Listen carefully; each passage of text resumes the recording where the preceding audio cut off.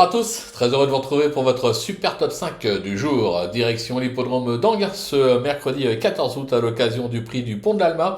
Une épreuve pour trotteurs de 7 à 11 ans qui va se dérouler sur les 2150 mètres avec donc un départ à l'Autostar.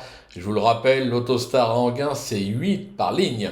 Mais avant de vous délivrer mon pronostic, le grand jeu de l'été Super Top 5 de Génibet bat son plein avec, je vous le rappelle, pas moins de 10 000 euros de bonus à se partager à la clé. C'est parti pour la troisième étape qui a débuté le lundi 12 et qui va se poursuivre jusqu'au dimanche 18 août. Comment jouer? C'est simple, vous pariez sur les Super Top 5 de Clairefontaine et Deauville.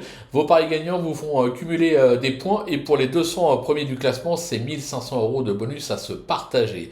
Pour toute info et bien sûr s'inscrire, rendez-vous sur génibet.fr en allant sur la page dédiée et cliquez sur le bouton je participe au grand jeu de l'été Super Top 5 ou sur l'onglet promo. N'oubliez pas de vous inscrire. N'hésitez pas également de vous abonner à notre chaîne sur laquelle vous pouvez me retrouver tous les jours au travers de mes cotes et cotes pour la réunion principale et ça marche plutôt pas mal ces derniers jours.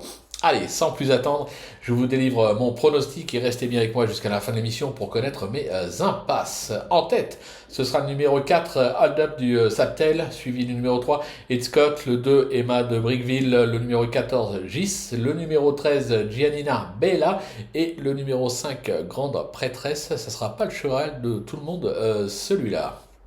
Allez, on passe à l'analyse. Ma pépite, le numéro 4, Hold Up du Saptel, qui est tombé sur un os avec Global Agreement dernièrement sur ce parcours, ce qui ne l'a pas empêché de s'octroyer une probante deuxième place. Se protéger de Pierre Verva semble n'avoir jamais été aussi performant que ces dernières semaines. Idéalement garé derrière la voiture, je pense qu'il peut aller très très loin.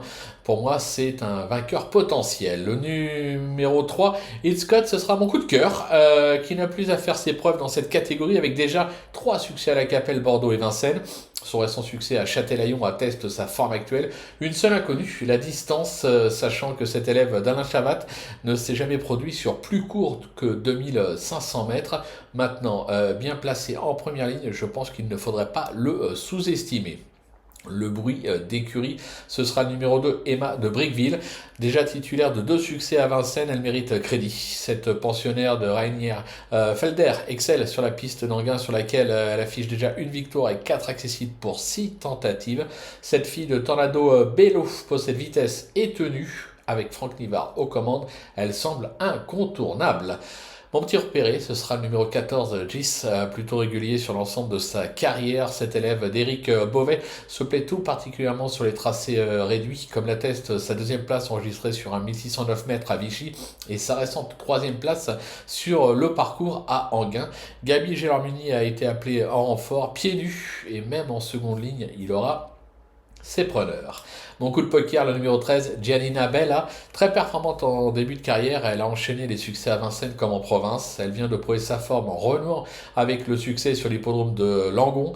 Mathieu Abrivard lui sera associé pour la première fois de sa carrière, pieds nus, je pense qu'elle ne doit pas être sous-estimée. Et ma petite trouvaille, on en parle en début d'émission, le 5, Grande Prêtresse. Alors oui, franchement, elle n'a pas convaincu depuis le début de la saison. Mais attention, moi je me souviens d'un succès enregistré à ce même niveau et sur ce même parcours en octobre 2023, alors qu'elle s'est lancée en seconde ligne. Là, ce mercredi, elle est en première ligne, ce qui pourrait lui permettre de refaire surface et surtout afficher une cote sympathique. Je pense que ça vaut le coup de tenter le coup, c'est le cas de le dire.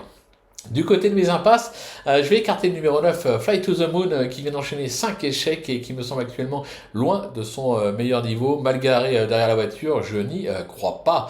Je vais également laisser de côté le numéro 16, Golden Visay, qui m'a laissé sur ma faim lors de ses dernières prestations et qui aura fort à faire face à une telle opposition. Voilà, tout est dit, ou presque.